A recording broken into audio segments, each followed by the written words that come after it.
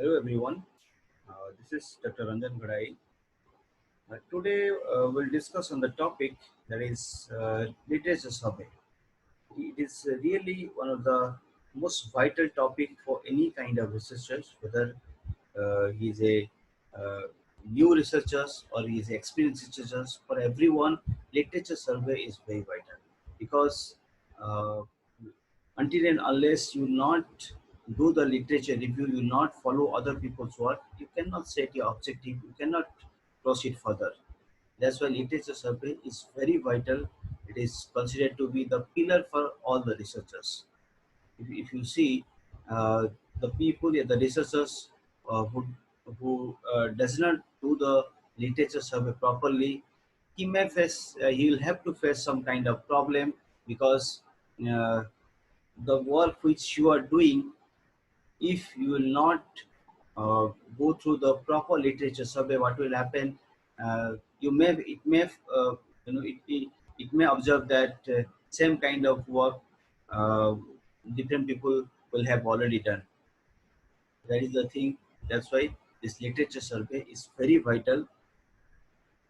So, first going into the introduction, generally it is said, it is a statement given by a lot of researchers that research that if you someone said that I want to do the research by myself only, I do not want to collaborate my research with other people. That is fine, but you cannot do the research in isolation. That's why a statement is generally, it is a famous statement. Research may be done alone, but it is never done in isolation. The production of new knowledge is fundamentally dependent on past knowledge. That is very true. Because if you are doing the research by yourself only, that is fine. If you are not collaborating with anyone else, that you can do easily. But you cannot do the research isolation. Isolation means if if someone is just doing the research without consulting other people's work related to that topic, in that case he cannot do the research. That's why generally it said that this production of new knowledge, it is fundamentally dependent on the past knowledge. What are the new knowledge you want to develop that completely depend upon the past knowledge? Means what are the what are the different work has been done by other researchers in that particular topic, that is also very vital. And if you see the literature, the definition of literature, it is a kind of collection of all the scholarly writing on a particular topic. That means if you set your topic, if you fix your topic, then you can do the literature survey on that particular topic. So literature will be a kind of collection of a different kind of scholarly writing, collection of a number of scholarly writing on a particular topic. There is another, a famous statement given by Wilson that I not only use all the brains that I have, but all that I can borrow. That generally why, why this statement is famous, because if someone is thinking that o- only if I'll only use my brain and I'll only do my work without consulting other work, in that case you will have to face some kind of problem.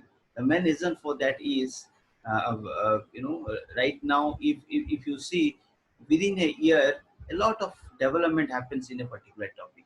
If you will not up to date your knowledge related to that particular topic, just for I'm giving one example. Suppose you are doing research, you were doing research in 2018 or 2019.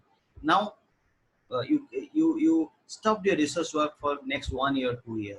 Then suddenly you started that same kind of work, your same kind of work based on the literature survey which you had done in 2018 or 19. In that case, you will have to face a lot of problem, because within that 1 year or 2 year gap, a lot of work will have already progressed. So you have to be very much careful what are the progress has been done on that particular topic. Then on the basis of that only you can modify a topic, you can change your objective. These are the things which is very vital for any kind of researchers. Now then, what is the literature survey? Literature survey, it is a kind of systematic method for identifying, evaluating and interpreting the work produced by researchers, different researchers, scholars, and practitioners. This literature survey, it is basically considered to be, a systematic method by which you can evaluate or interpret the work of other people who has already done the work related to that particular topic. And in the systematic way, you will have to do the analysis. Randomly, if you do the literature survey, in that case also, it will not be fruitful for you. That's why this literature survey, it is vital, and it is you have to be very sure that you are doing the literature survey in a systematic manner. Means the either in a chronological order, either on a particular technology. You have to you have to consider certain procedure to do the literature survey, by which it will be helpful for you. And if you see this literature survey, it is undertaking to decide how to move forward with research idea, what has been done, and that interesting avenues of future work this opens up to be investigated. Now, from this literature survey, first you have to find out that what are the work has been done by other researchers in that particular topic. Then uh, you got the observation related to their finding. Now from their work, you'll have to find in the research gap. Then only you can develop your objective and your uh, particular work which you want to do. That's why whenever you do the research on a particular topic, uh, along with their finding, you have to find out the research gap on that particular topic. Because in the world, no one is perfect. Won't find any single paper where everything will be done. Definitely, there will be certain gap on that particular article. That gap you have to find out from that particular literature survey. Now, what is the need of literature survey? Why literature survey? First thing is that you know what approaches have other use. Uh, that is a really very important thing, because what are the work has been done by other people that you should know, and that you can able to know only if you do the literature survey. If you won't read the research article published by other people, in that case you not get the up-to-date knowledge on that particular topic. That's why what approach have others used, that you have to know, and on the basis of that you have to find out the research gap, and you have to carry out the research work. The next one is, what are the research gap? Once you'll go for the literature survey, you'll get their finding. At the same time, from that research article, you will have to you have to find the research gap. Means that particular author in that particular paper, what are the things he has done. Then at the same time, you have to make a column by which you'll have to write that what are the things that author has not done on that particular research. That is also very vital while carry out your literature survey. That is basically called as a research gap. Then what differences you are making? Means the published article, and the gap. On the basis of that, what differences you are making, that also you have to find out. Suppose I'm giving one example, that some article you are following, and on that article one particular method has been used to find out the result. Now from that same article, you can observe that these are the other method by which we can get same kind of result, that kind of result, and that difference you have to find out. The novelty of your work, through the literature survey only, you can develop your novelty.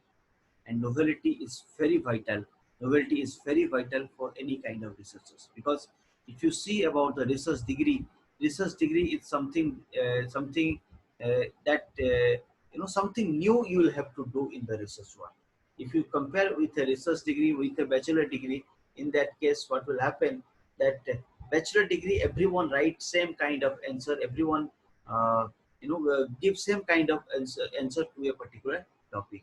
And if someone will evaluate the undergraduate copies, undergraduates writing, in that case that particular examiner, he will be thinking a similar kind of answer from all the your students. But in research, whenever someone is doing some kind of research, when someone is writing a thesis, in that case, it is basically something different. Means if you compare the work of one person with other, in that case, definitely the two works should not be similar. If it will be similar, then it will not be considered to be a research work. That's why novelty is very important for any kind of research work. Then placing your current context. Basically, while you will carry out your this literature survey, in that case, you should know what are the current work has been done on that particular topic. That's why the previous slide, when I gave the example that if you are doing a research 2 years back and same kind of research, if you start after that 2 year, then you will be in a problem. Because within that particular 10 year, what will happen? A lot of people will have progress some kind of work in that particular topic. So before starting any kind of work related to any topic, related to any background, you can consider, you have to do the literature survey to find out the current context. Means what are the current work has been done, which is going on in throughout the world related to that particular topic. Then due to the literature survey, you can avoid the duplication. Why? Because uh, if you are doing the proper literature survey, you will find out that these are the work already has been done by other people. These are the methods which has been already developed by other people, other scientists. Now, if you will do same kind of work, then it will be considered to be a duplication. But if someone is doing a literature survey, a proper literature survey, in that case, he can avoid that duplication because whenever you will find out the gap means something which has not been done by the researchers. And on the basis of the gap, he can develop his objective by which he can avoid the duplication.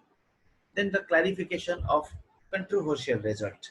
See, whenever you are doing the literature survey, in that case, what will happen? Suppose you got a result, but you are not getting the reason of that particular result.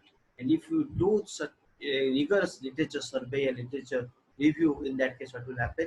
You may get the reason. You may get the particular cause of your result, because whenever you are writing something in the articles, you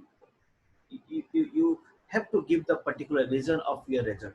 Just writing a result will not be sufficient. Just along with the result, you have to give certain reason, a certain explanation that why you are getting that kind of result. At the end, that is the state of art which extend and the built on work of others. It is a kind of state of work we can consider. It extend due to the literature survey. It extend and build on the work of others. That your objective and everything that will be built and that will be developed on the basis of other people's, other researchers, other scientists work on that particular topic. So these are the different points which signifies here, which state that literature survey is very vital for any kind of researchers. Now this literature survey in the context of research-based degree. If you see this research degree, it should be, if you see the research degree, then the first thing is that the research, for getting a research degree, the research, the work should be a original kind of research. Just previous slide, I discussed that if you compare with a bachelor degree with a research degree like the master and PhD degree, your work should be different as compared to the other people work. That's why generally people say that thesis or dissertation that considered to be a special thing, that considered to be a unique kind of thing. Because if you find any kind of plagiarism issue, if you find any kind of copyright issue uh, in your thesis as compared to other people's work, in that case it will not be considered to be a perfect thesis. It will not considered to be a research work. Then also, this unintentional duplication is also not not acceptable. That's why people generally tell that duplication in any form, intentionally, unintentionally, it is really unacceptable. You should not do any kind of duplication for your research work. That's why proper literature survey is very vital for carry out a good research work. Then also to gain knowledge of background work. That is also very vital, because whenever you choose any topic that that may be related to your area of interest, but whenever someone choose the area of interest, that generally that become very broad. And if you do the proper literature survey, then you will get the basic concept related to that particular area. Then only you can proceed in a positive direction related to that particular topic. That's why uh, when someone is doing a proper literature survey, he will have a sufficient knowledge, a background knowledge related to its topic. Then also it helps to establish the context of their work. When someone is doing a literature survey, during their research degree, it will establish a context to their particular work. And also it will help that if someone is for doing a good research survey in that case, and he is writing articles, that will also help the other people to uh, carry out their research work. That's why proper literature survey is also very important, because see, whenever you will compare your work with other people work, in that case, what are the things which has already been done by other researchers, then what are the things which you are doing, that thing you will have to mention on your article, and that will also help to other researchers when they will carry out their research work. That's why in that case also this research survey and is very vital for the research based degree. Then at the end, that is very vital, that is your to find out the research gap, because if someone is doing the literature survey only by only just by writing the finding of that particular author, that will not be sufficient, because you have to develop your objective not on the basis of the other's finding. That will be based on the research gap. Because if someone has already got that finding, someone has already got that result, then if you consider that one, then that will be not considered to be a result. From that particular article, you will have to find out a research gap, means what are the things which has not been done on that article. That's why to find the research gap, that is also the literature survey that also help to find the research gap. Now, this source of literature survey. What are the different source by which you can do the literature survey? And these are the authentic one, because if you see in the internet, a lot of things are there which does not have any significance, which does not have any validity. So you have to focus such things which have some kind of proof, some kind of importance. That's why I have pointed out some of the points which you'll have to follow while this, carry out your literature survey. First thing is your textbook. Generally, what happens, to get the basic concept related to a particular topic, people used to follow the textbook. That is also good, but only following the textbook, that is not sufficient, because textbook you will not get the up-to-date knowledge. Just to clear your basic knowledge, textbooks are required, but at the same time you have to follow other things as along with the textbook. The next is articles. That is really very vital, because articles are the things which will help you to carry out your research work. Because uh, in, in that article you will get up to date knowledge. In the internet, a lot of sources, a lot of websites are there by which you can download the different articles related to your area, and you can follow that article for carry out your research work. Then next is thesis and dissertation. If you see someone about this thesis and dissertation, these two are different. In India, generally we consider the thesis as your PhD work. That's considered to be a thesis. But uh, if you see the in the United States, generally people they call the master degree work as a thesis, and dissertation is considered to be a PhD work. But in Europe, it is just opposite of that. Maximum country in Europe, they used to consider dissertation as the master work, master students' work, and thesis is considered to be a PhD PhD students and research scholars work. That's why this thesis and dissertation, generally you'll find in the website of the university. A lot of university, what they do, they put the thesis in the website of their particular university. You can follow that, and you can also consider that particular thesis and dissertation while carry out your research work. Then also this is government publication. Government publication means those who are doing the statistical analysis. For them, the result which has been published by the government agencies, that is also very vital. I'm giving you some example. If government is finding the ranking of different university in India, generally it happens in each year, the NIRF ranking.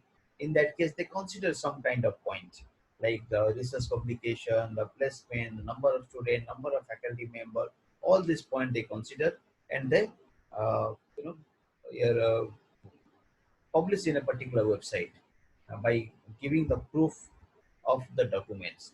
In that case, if someone wants to do some kind of statistical analysis by considering that statistical asset, then your statistical data, that is considered to be a government publication.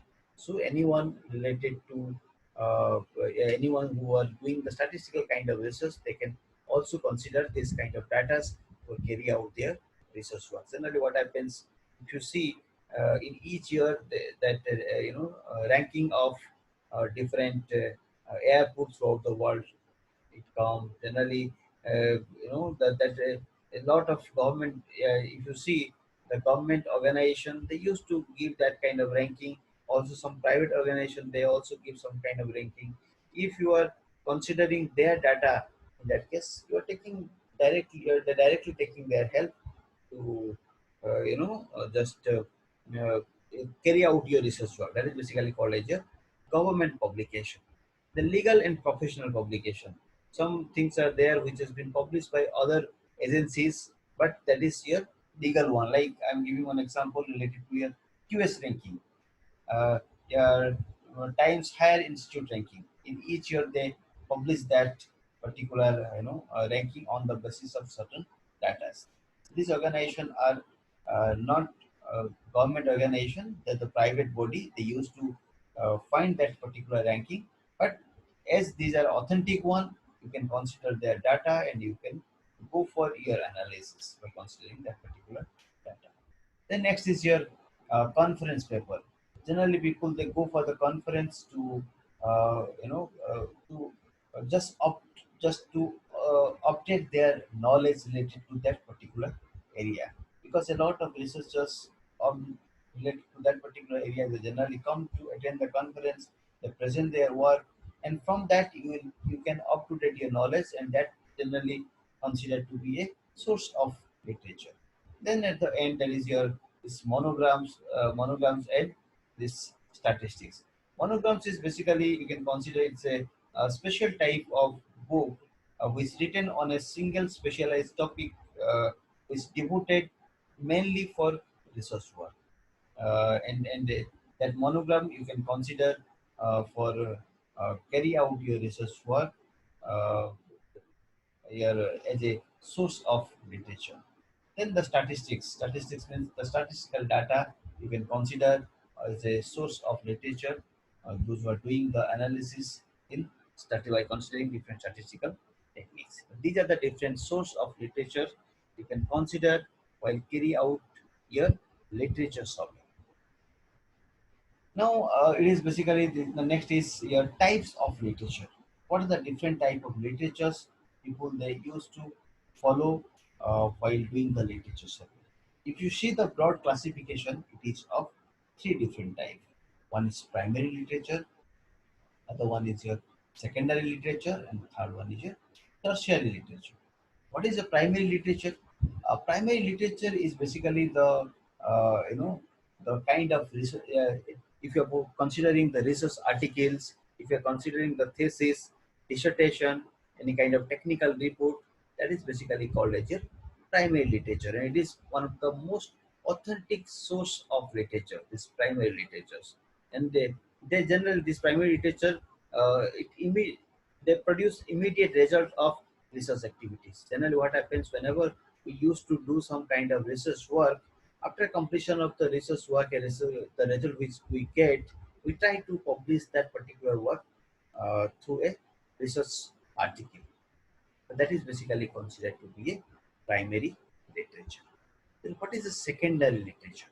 Secondary literature, basically, if you see, if someone is, following a books, someone is following a review article, that is considered to be a secondary literature. And the secondary literature that summarizes and synthesizes the primary literatures, and usually the broader and less current than the primary literature. Generally, if you see these books and this research articles, what happens? They These two things are completely based on the primary researches. If someone is for writing a review article, then generally he follows the primary literatures, and they try to write the secondary literature on the basis of that. And this is the secondary literature is also very vital, because those who are doing a those who are following a review article, what happens in that case?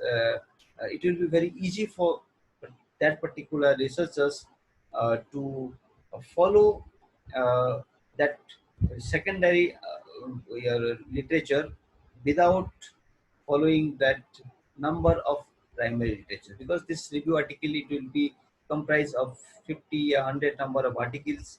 Instead of going into that 100 number of primary literature directly, you can go to that secondary literature and you can carry out your literature survey.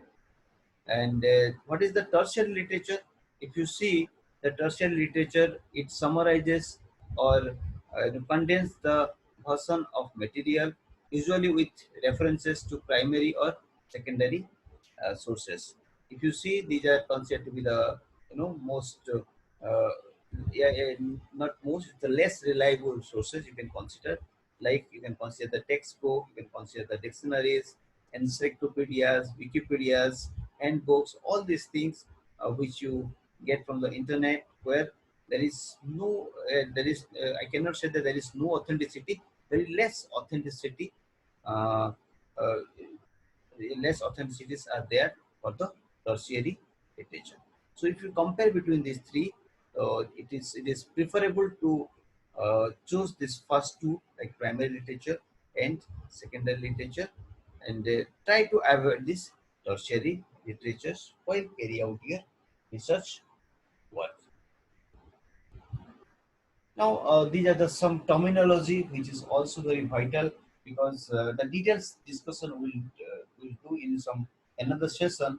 But whenever you will search the literature, yeah, whenever you will do the literature survey, these are the basic term you will have to you will have to uh, check. You will have to come into the contact of this kind of terminology. First one is your ISBN number. It is basically the International Standard Book number. If you see, excuse me, if you see any kind of book, any kind of textbook, any kind of book which has been published by a particular publisher, definitely there will be a ISBN number, which is a unique number which define that particular book.